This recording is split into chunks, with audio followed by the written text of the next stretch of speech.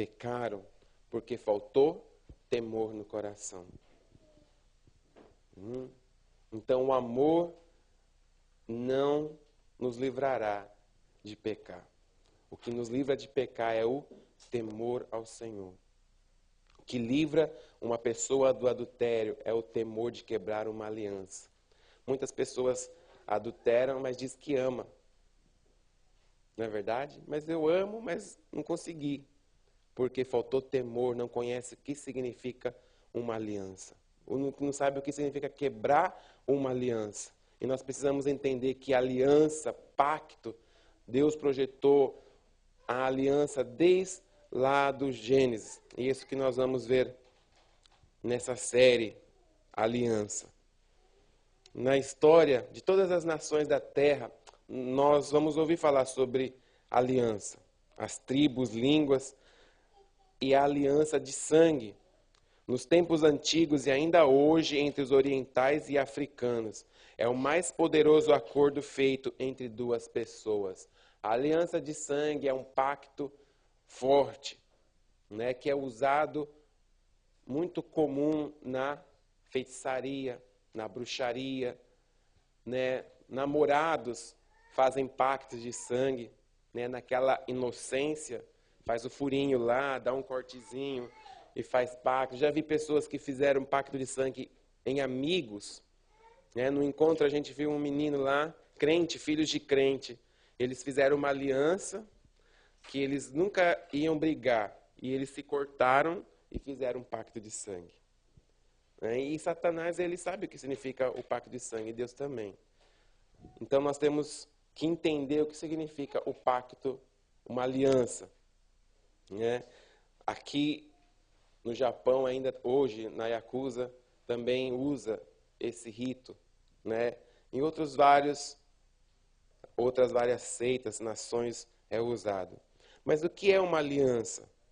O direito da aliança de sangue é uma forma de aliança mútua. É uma aliança entre duas pessoas que estão em comum acordo, pela qual duas pessoas entram no mais íntimo, mais duradouro e mais sagrado de todos os contratos.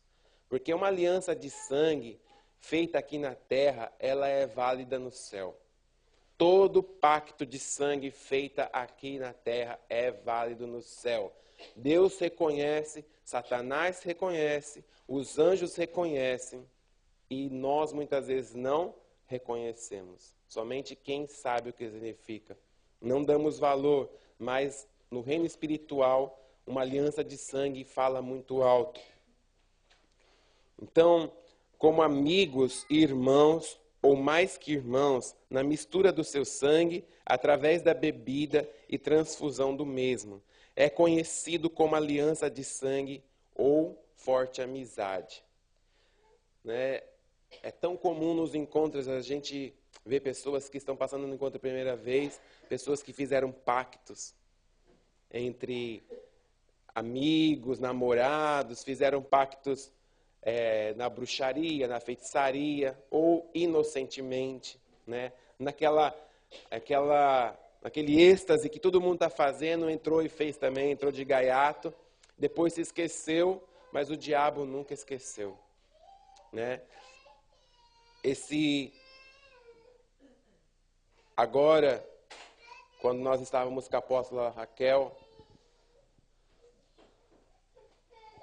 um irmão jovem, criado dentro da igreja, filhos de crentes, nasceu na igreja, e ele se rebelou contra os pais, contra a igreja, e ele não saiu da igreja. Dentro da igreja, ele começou a invocar o satanismo dentro da igreja.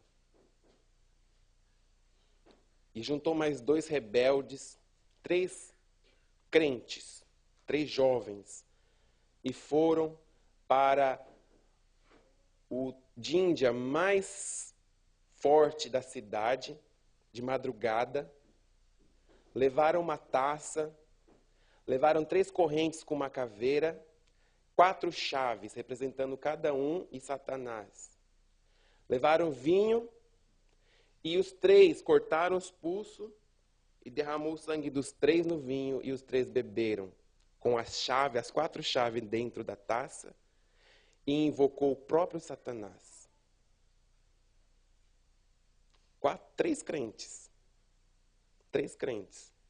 Ia dentro da igreja, ficava invocando Astarote, o principado da imoralidade, para seduzir e acabar com a igreja.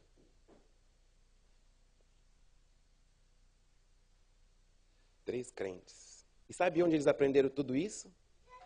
Dentro da escola japonesa. Dentro da escola.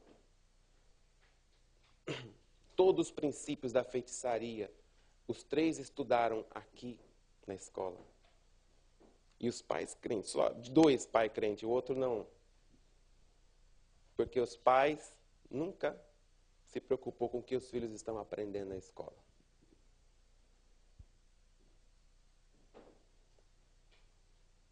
E a igreja estava sendo destruída. Não sabia por quê. Quantas pessoas caíram, quantas pessoas saíram. E os 3 dentro da igreja, invocando demônio. E os demônios mostravam para eles todos os pecados de todo mundo. De cada um dentro da igreja, os demônios mostravam. Aquele lá tem esse pecado, via o demônio atrás de um, via o demônio. Aí era facinho. Eles começavam naqueles que tinham mais brecha e tiravam da igreja. Por palavras, por feitiçaria. Foi um dos motivos da apóstola fazer aquele jejum de emergência. Então, nós temos que tomar cuidado com essas crianças que vão para a escola todo dia e se expõem à filosofia budista na escola todo dia. E pergunta para os 3, eles falam que amam a Deus. Hoje, o que confessou, ele não fala que não sabe por quê. Mas o ódio que ele tinha do pai e da mãe fez ele fazer isso. Ele não podia contra os pais, ele fez contra a igreja. Ele fez no braço, ele riscou, cortou e escreveu o nome Astarote em hebraico.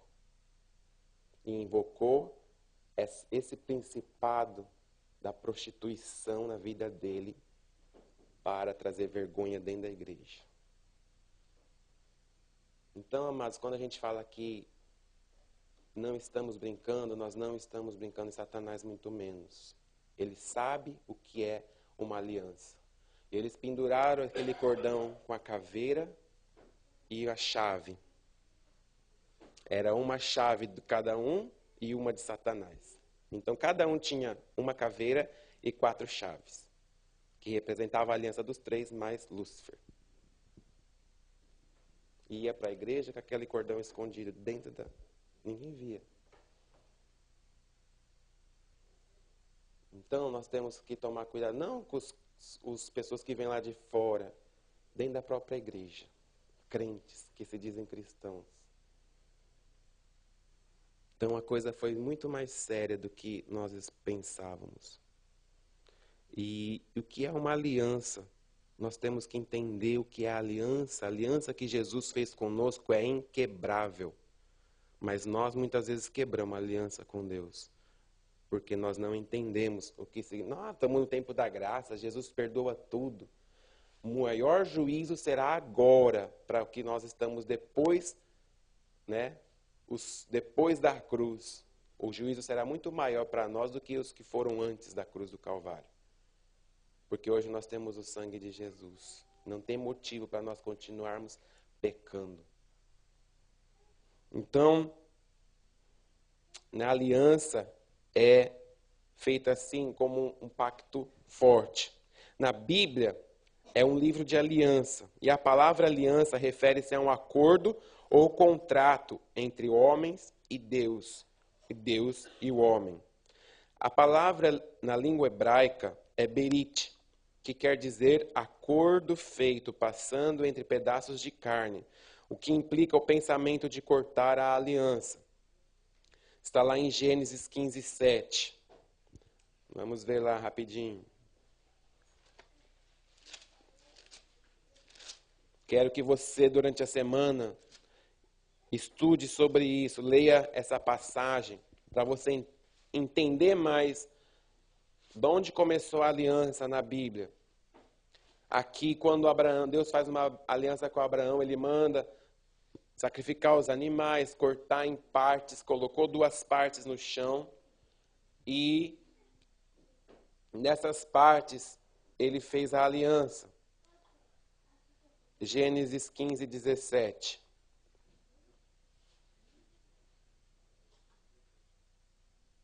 E sucedeu que, posto o sol, houve escuridão, e eis um forno de fumaça e uma tocha de fogo, que passou por aquelas metade.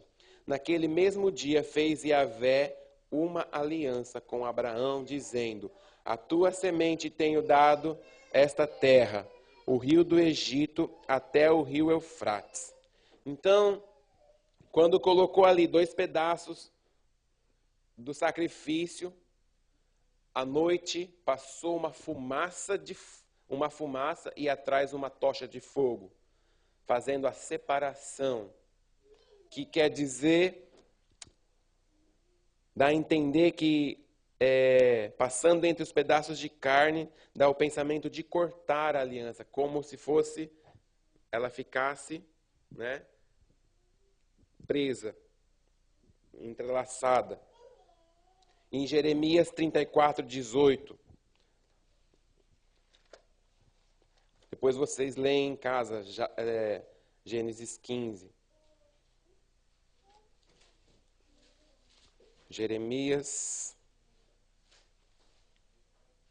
34, 18.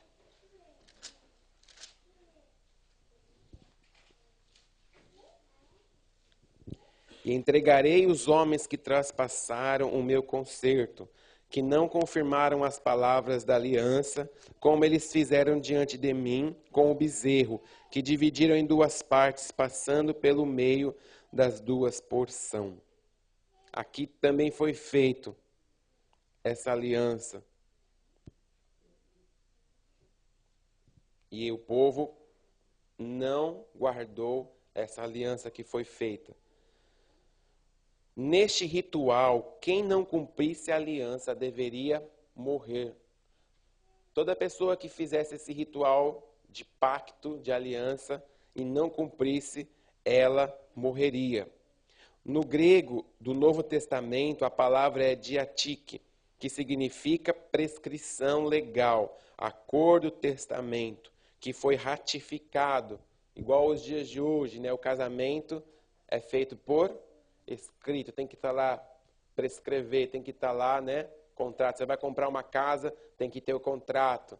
Está tudo ali escrito, né? Ali está no caso, na carta de Paulo, em Gálatas 3, de 15 a 17. Gálatas capítulo 3. 15 e 17.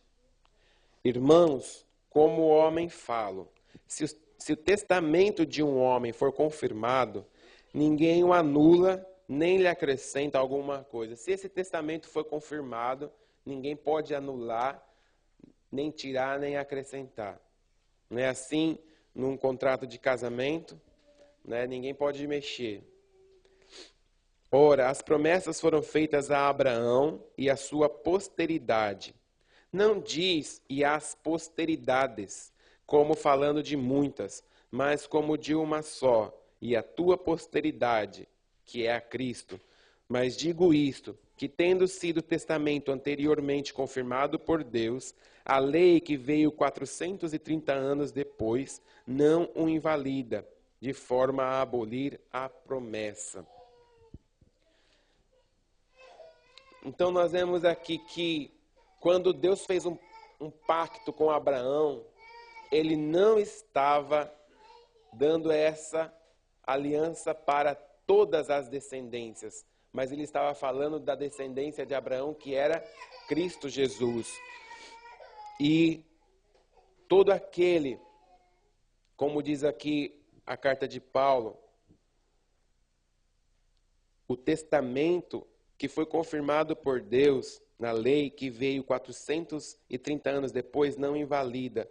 A lei não foi invalidada por causa da promessa. Então, amados, a promessa, o pacto de Deus com Abraão, estava referente a Jesus Cristo. E quando hoje nós entregamos nossa vida a Jesus, nós somos o quê? Participantes da herança. Não propriamente da herança, mas nós somos participantes por causa do sangue da aliança, da nova aliança em Cristo Jesus. E quando alguém entrava em aliança de sangue com outra pessoa, estava prometendo dar a sua vida, seu amor e proteção para sempre. Tudo se tornava comum entre ambos, inclusive os bens e dívidas. Portanto, a aliança de sangue é também um voto ou juramento verbal, estabelecido pela palavra de juramento e selado através do sangue, porque a vida está no sangue. Por isso, quando ele é derramado, os que se envolvem na aliança se tornam participantes da vida um do outro. Devido à mistura do sangue, tudo agora é comum e é para sempre. Então, a aliança de sangue significava e significa que as duas pessoas estavam em comum acordo. Elas estavam prometendo dar a sua vida um pelo outro. Dar o seu amor e proteção. Tinha tudo em comum, tanto a riqueza como a dívida. Tudo era em comum. E é aí que nós vamos entender a aliança de Jesus. Linda, que Jesus deu tudo de bom para nós demos tudo de ruim para Jesus. Jesus nos deu, nós tinha enfermidade, Jesus deu cura. Tinha pobreza, Jesus deu riqueza. Nós tínhamos perdição, Jesus deu salvação. É essa troca que foi feita no Calvário. Um exemplo de aliança de sangue é o casamento. Em Malaquias 2,14 diz: porque Yahvé foi testemunha da aliança entre ti e a mulher da tua mocidade, com a qual tu fosse desleal, sendo ela tua companheira e a mulher da tua aliança. Eu entendo aqui nesse versículo que Deus falou que ele foi testemunha da aliança que foi feita dele com a mulher da sua mocidade, que ele foi desleal com ela. Eu entendo que eles tiveram relação antes do casamento. Não é? Não dá para entender isso? Porque nós sabemos que hoje o que Jesus deixou, que Deus deixou como aliança de sangue para a mulher é a virgindade. E toda vez que a mulher perde a virgindade antes do casamento, fica diante de Deus. O sangue fica diante de Deus, porque já foi feito um